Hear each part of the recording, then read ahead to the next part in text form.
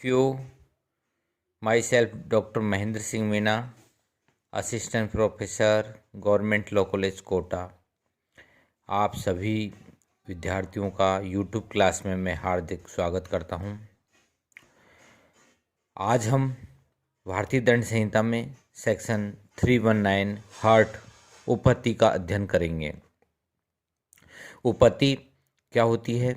जो कोई किसी व्यक्ति को शारीरिक पीड़ा, रोग या अंग से थिल्य कारित करता है वह उपपत्ति करता है, यह कहा जाता है।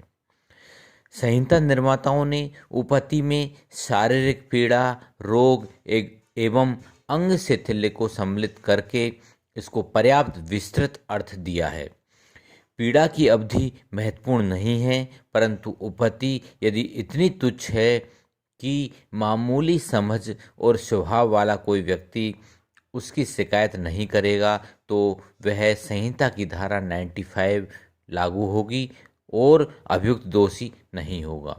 रोग किसी प्रकार की बीमारी है, जबकि अंग से थिल्य शरीर के किसी अंग द्वारा अपने कार्यों को ठीक से कर पाने की असमर्थता है और यह स्थायी और अस्थायी दोनों ही प्रकार की हो सकती है। यह शारीरिक या मानसिक दोनों हो सकती है। परिभाषा में यह कहीं भी नहीं कहा गया कि उपपत्ति के लिए शरीर के साथ संस्पर्श अर्थात शरीर को स्पर्श किया जाना होना आवश्यक है। जहां अभियुक्त ने रात्रि के अंधेरे में विहिदक की तरह बात की और पिस्तौल तानकर अपना हाथ आगे बढ़ाया, जिसके कारण पीड़ित महिला आतंकित होकर अचेत हो गई, इसे उपपत्ति अभी निर्धारित किया गया। उपपत्ति हमले के साथ कारित की जा सकती है और यह हमले से स्वतंत्र भी हो सकती है। किसी व्यक्ति के बाल पकड़कर खींचना उपपत्ति कारित करना माना जाएगा।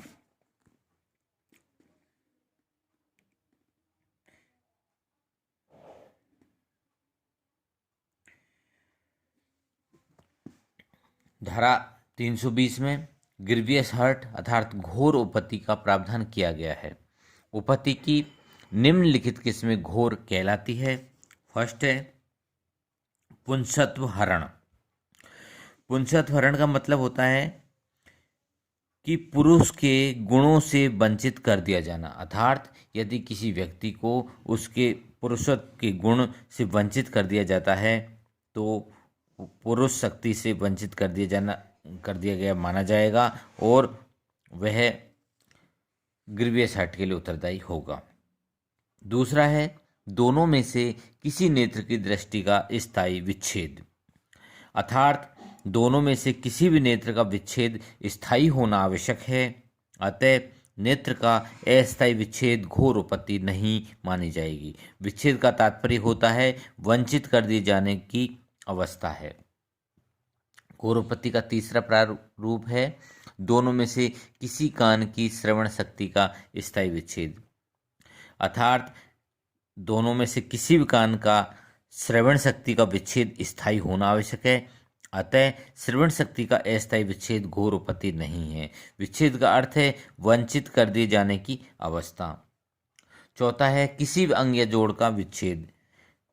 किसी भी अंग या जोड़ का विच्छेद घोर उपपत्ति मानी जाएगी। इसमें विच्छेद स्थायी होना आवश्यक नहीं है। पांचवा है किसी भी अंग या जोड़ की शक्तियों का नाश या स्थायी ह्रास, अर्थात किसी भी अंग या जोड़ की शक्तियों का नाश या स्थायी ह्रास घोर उपपत्ति है। अंग या जोड़ की शक्तियों का नाश नहीं बल्कि ह्रास होने की परिस्थिति में ह्रास अस्थायी होने पर घोर उपपत्ति नहीं होगी। ह्रास का स्थायी होना आवश्यक है। छठा है सिर या चेहरे का विद्रूपीकरण।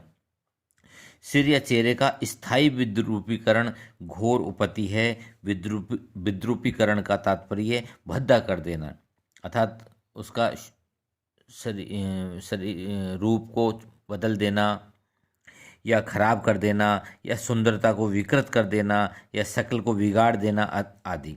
अतः नाक या कान काट देना, गर्म सलाखों से गालों का दाग देना, चेहरे पर तीव्र धार वाला उस्तरा चलाकर क्षति कारित करना आदि सभी इस धारा के अधीन घोर उपपत्ति मानी जाएगी। परंतु विद्रूपीकरण स्थायी होना आवश्यक है, अस्थायी नहीं। खोपड़ी कक्ष को काटना घोर उपपत्ति है क्योंकि वह अस्थिभंग है। सातवां है अस्थि या दांत का भंग या विसंधान, अर्थात अस्थि या दांत का भंग या विसंधान घोरोपति मानी जाएगी। घोर और विसंधान भंग और विसंधान को भी घोरोपति करने के प्रश्न में एक महत्वपूर्ण कारण कदाचित यह है कि इससे पीड़ित को अधिक पीड़ा होती है और कष्ट होता है। चार दांतों को हिला देना या अस्थि में केवल खरोंच या ऐसा कटाव जो अस्थि के ऊपर नहीं है घोरोपति नहीं है, परंतु जहाँ किसी अस्थि को आधा इंच गहरा काट दिया जाए तो वह घोरोपति है। अस्थि को काटकर या तोड़कर टुकड़े करना या उसमें फटन को चीरना अस्थिभंग होने के कारण घोरोपति मानी जाएगी। आठवां है कोई उपपत्ति जो जीवन को संकटापन्न करती है या जिसके कारण उपत व्यक्ति 20 दिन तक तीव्र शारीरिक पीड़ा में रहता है या अपने मामूली कामकाज को करने के लिए वह असमर्थ रहता है। अर्थात यदि जीवन को संकटापन्न करने वाली उपपत्ति या कोई ऐसी उपपत्ति जिसके कारण 20 दिन तक तीव्र शारीरिक पीड़ा में रहना या अपने मामूली कामकाज के करने के लिए असमर्थता हो घोरोपति है। जहाँ एक डॉक्टर किसी क्षति को जीवन के लिए गंभीर कहता है तो उसका तात्पर्य ऐसा उपपत्ति से है जो जीवन के लिए संकटपूर्ण है और इसलिए वे घोरोपति है।